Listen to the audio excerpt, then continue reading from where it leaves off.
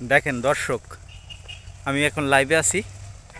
এই যে আমাদের বাহিনী সব সরিষা ক্ষেত থেকে বের হচ্ছে।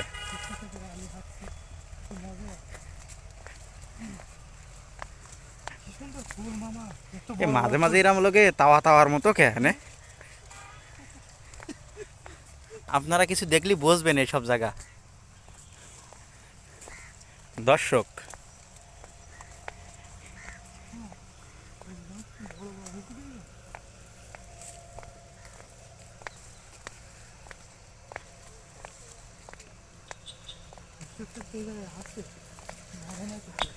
বেটার অনেক ক্ষতি হয়ে গেছে, কিন্তু সব দোয়াইয়ে স্যাটকে ফেলাইছে,